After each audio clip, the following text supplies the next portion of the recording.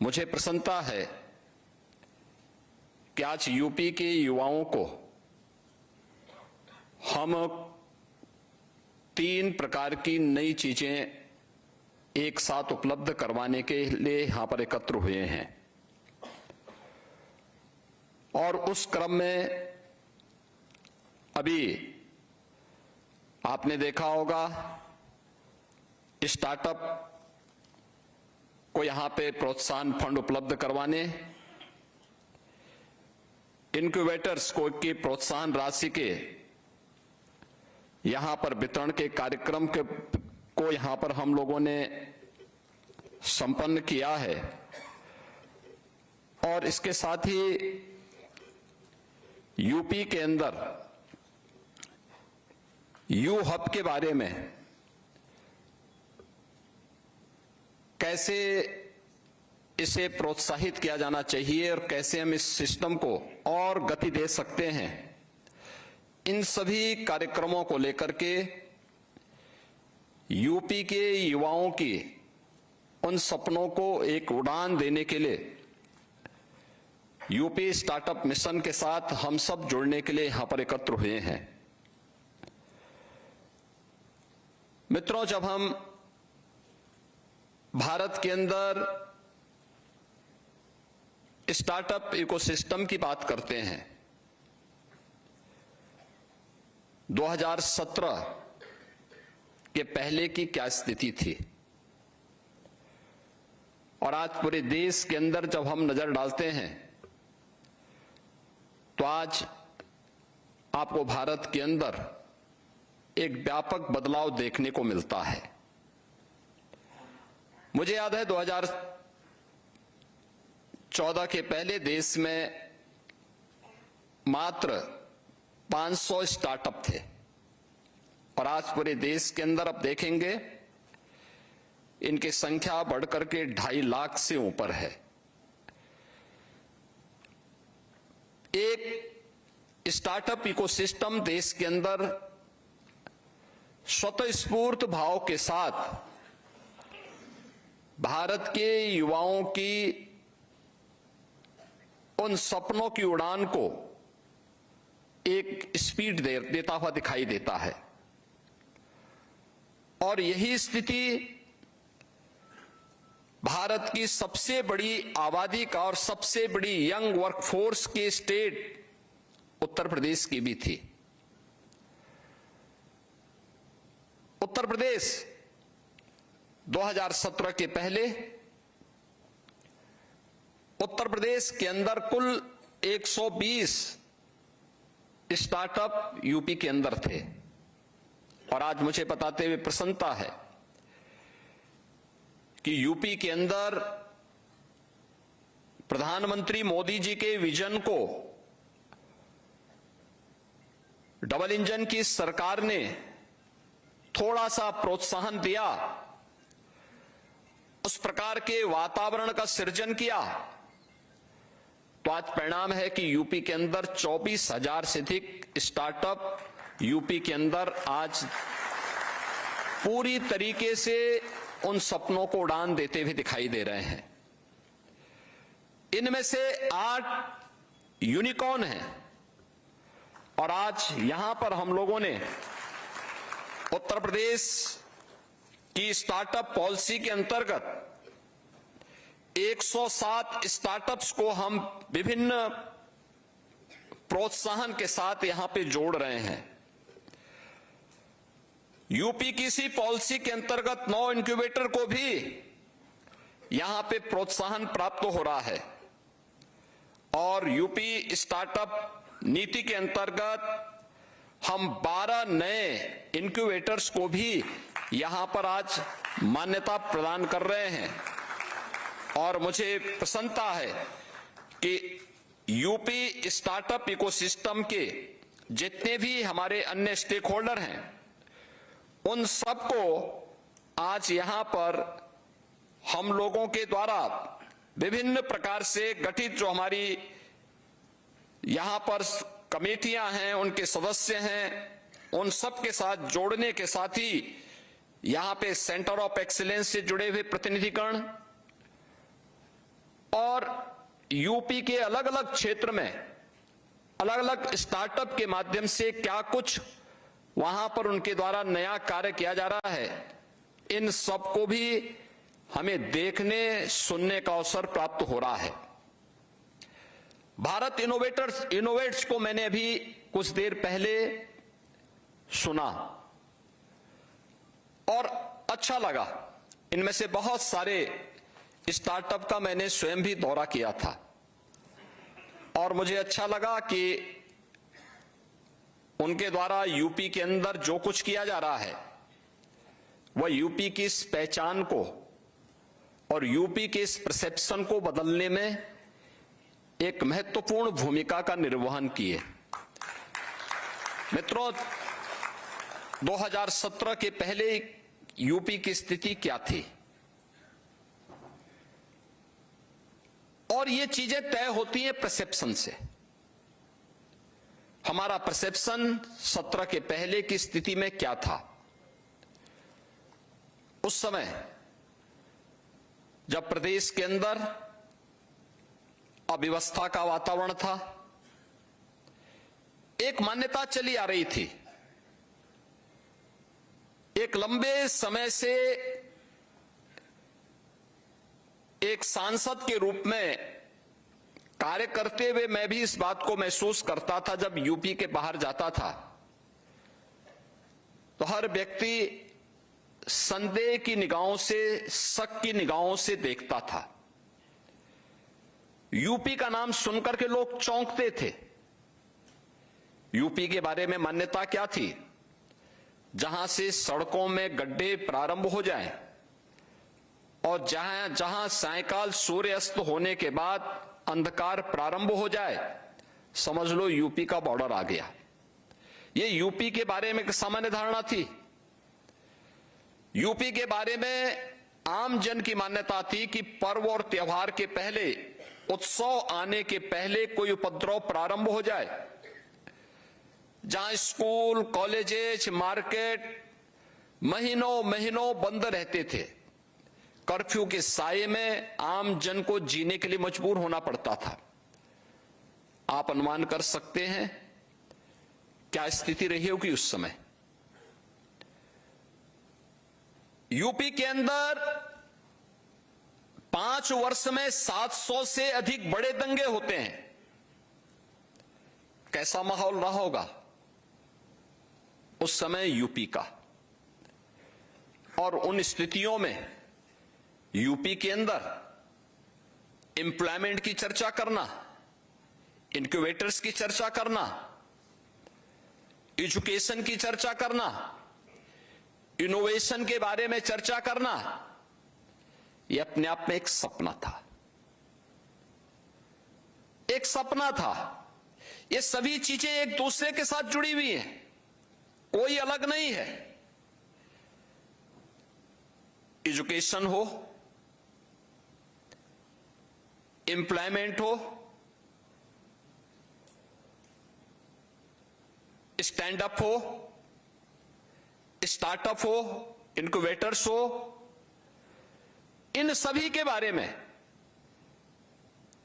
एक इकोसिस्टम तैयार तब होता है जब उस प्रकार के परसेप्शन के साथ आम जन की मानसिकता उसके अनुरूप दिखाई दे। उस प्रकार का वातावरण बनाने के लिए हम मानसिक रूप से तैयार रहें। सरकार उस प्रकार की मानसिकता के साथ चलने वाली हो और पब्लिक का उसके साथ विश्वास जुड़ा हुआ हो। तब न पॉलिसी थी और न ही सरकार की कोई इस प्रकार के अभियान को आगे बढ़ाने की इच्छा शक्ति ही। उस समय की स्थितियां यानी बड़ी अजीब से वातावरण में लोग जीने के लिए मजबूर थे। परिणाम क्या था? अनंत संभावना वाला ये प्रदेश। लोग आज भी मुझसे पूछते हैं, तमाम राजनयिक आते हैं, एम्बेसडर्स आते हैं, हाई कमिश्नर्स आते हैं, फॉरेन डेलीगेशंस आते हैं, वे मुझसे पूछते हैं 25 करोड़ की आबादी है, आपके सामने तो बहुत बड़ी चुनौती है। मैं कहता हूं नहीं, जितनी बड़ी चुनौती है उतनी ही ज्यादा संभावनाएं भी हमारे पास हैं। आपको इस बात को नोट करना चाहिए। और मैं कहता हूं कि आप जिसे कहते हैं कि ये यूपी की आबादी यूपी के लिए एक चुनौती होगी, मैं कहता हूं नहीं, ये हमारी डेमोग्राफिक डिविडेंड भी, इसको हम बेहतर तरीके से इस स्केल को स्किलिंग के साथ जोड़ते हैं तो ये हमारे लिए एक डेमोग्राफिक डिविडेंड के रूप में हम इसका उपयोग कर पाते हैं। और मुझे प्रसन्नता है कि आज दुनिया की सबसे यंग वर्कफोर्स हमारे पास यूपी के पास मौजूद है, जो प्रतिभाशाली है, जो ऊर्जावान है, उसको उस प्रकार का प्लेटफॉर्म उपलब्ध करवाना ये सरकार का काम है। और मुझे प्रसन्नता है कि आज 24,000 से अधिक स्टार्टअप उस प्लेटफॉर्म के रूप में यूपी के इन युवाओं की उस ऊर्जा को, उस प्रतिभा को एक प्लेटफॉर्म देने को तैयार हैं। इसमें भी मुझे और प्रसन्नता है कि आधे स्टार्टअप का संचालन हमारी आधी आबादी महिलाओं के द्वारा किया जा रहा है। और यही कारण है कि जब भी मेरे पास कोई प्रस्ताव आया, आईआईटी कानपुर के द्वारा, आईआईटी बीएचयू के द्वारा, ट्रिपल आईटी के द्वारा, आईएम के द्वारा, एकेटीयू के द्वारा, मैंने तत्काल अपने यहां के प्रशासन से कहा कि भाई देखो, हमें यहां पे इसको प्रोत्साहित करना चाहिए, इन्हें हमें फंड उपलब्ध करवाना चाहिए, इन्हें हर प्रकार से सहयोग करना चाहिए। हमने 2019 में ही सिडबी के साथ मिलकर के फंड ऑफ फंड की व्यवस्था कर दी थी प्रदेश के अंदर इस स्टार्टअप इकोसिस्टम को प्रोत्साहित करने के लिए। मैंने तब भी कहा था कि नहीं, हमें इसको प्रोत्साहित करने के लिए हर प्रकार का सहयोग करना चाहिए। बीच के कुछ कालखंड में गतिरोध सा आया था, लेकिन बाद में हमने कुछ चेंजेज किए, आज उसको और तेजी के साथ आगे बढ़ाने का काम किया। हमें लगा कि नहीं, हमें नए स्टार्टअप के लिए कुछ नए प्रोत्साहन देने चाहिए। हमने हाल ही में अपनी नई पॉलिसी के अंतर्गत उन प्रोत्साहनों को भी और अच्छे ढंग से आगे बढ़ाने का काम किया है। हमने हमेशा अपने उच्च शिक्षण संस्थानों से कहा है कि आगत पाठ्यक्रम तक सीमित मत रखिए। आपको अपने विश्वविद्यालयों में, अपने इंस्टीट्यूट में इनोवेशन को, R&D के लिए एक बेहतरीन माहौल आपको देना होगा। और इसके लिए मुझे प्रसन्नता है कि इस बार हमारी सरकार ने सभी विश्वविद्यालयों के लिए एक फंड अलग से उपलब्ध करवाया है, जो रिसर्च की एक्टिविटीज को वहां प्रोत्साहित कर सके, इनोवेशन को आगे बढ़ा सकें। ये सभी कार्य इसलिए जिससे हम उत्तर प्रदेश की छवि को कुछ बेहतर कर सकें। और आज मुझे प्रसन्नता है कि जो प्रयास हम लोगों ने 2017, 18, 19 में प्रारंभ किए, आज उसके परिणाम देखने को मिलते हैं। आज मुझे प्रसन्नता है कि 17 के पहले जो राज्य देश के अंदर बीमारू राज्यों की श्रेणी में गिना जाता था, बॉटम 3 में जिस उत्तर प्रदेश की गिनती होती थी, आज उत्तर प्रदेश देश की टॉप 3 इकोनॉमी में एक बन चुका है। हमने अपने प्रदेश के अंदर इन 9 वर्षों में यूपी की इकोनॉमी को 3 गुना करने में सफलता प्राप्त की, पर कैपिटा इनकम को 3 गुना करने में सफलता प्राप्त की, वीमेन वर्क फोर्स को, उनकी भागीदारी को 3 गुना करने में सफलता प्राप्त की, बड़े उद्योगों को जिनकी संख्या मात्र 12,000 थी, आज हम उसको लगभग 3 गुना करने में सफलता हमने प्राप्त की है।